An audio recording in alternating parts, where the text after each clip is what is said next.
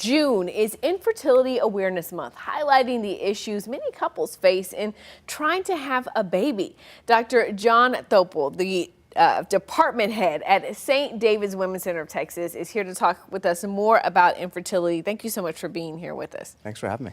You know, let's first talk about how common this is. How common is it for women to experience some degree of infertility? So 1 in 6. So 15% of people, this is a very common issue. Mm-hmm.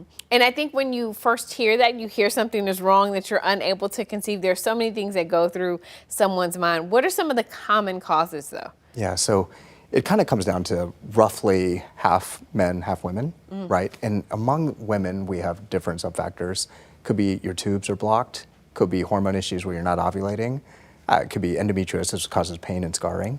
So those are kind of some of the big broad categories that we'd investigate.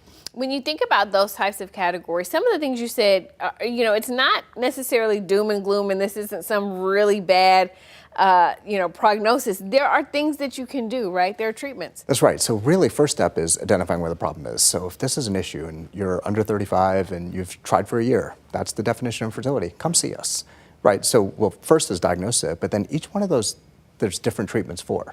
So if you're not ovulating, we have medications that might help with that. We have to diagnose the situation and then we'll treat you appropriately. I think so many times when people think about infertility, their minds immediately go to IVF. And that's not necessarily what you have to do. There are a lot of other steps in between before you get there, right? That's right. So, the vast majority of people we can help short of IVF. So the first step is come see us. You don't have to see a fertility doc as step one. Your OB-GYN generally is going to do that initial workup and see if there's something that we can correct. And many times it's your OB-GYN who will say, hey, it might be in your best interest to go to IVF, but that's step 3. Step 1 is talk about it. Yeah. You mentioned if you are under the age of 35, have been trying for a year, right, not 6 months, which is what we used to hear if you've been trying for a year. If you're 35 or older, though, talk to me. Is that a difference? So for women, age is probably the number one predictor of fertility, right? And so we want to at least look for problems quicker. So even though it takes longer to conceive, we want to know if there's something correctable. So it's 6 months if you're 35 and above, you should talk to us. I think the other thing that people really need to take into account with this is the emotional aspect of it, right? It can be hard to hear that it's not happening so easy or it's not happening as quickly as you think it would having a baby. That's right. And people sometimes internalize blame. Is it my fault? Did I do something? Just one, you're not alone. 1 in 6, right? That's a common number.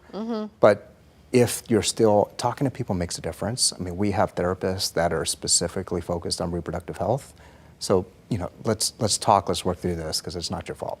And a lot of times I would venture to say that people in your own network that if it's 1 in 6, likelihood someone also experienced some problems. That's right. And I think part of it too is people are skewed because you see Janet having a baby at 50, Jen Jackson, right? Right. That wasn't her egg. But you don't necessarily know that unless you know the information.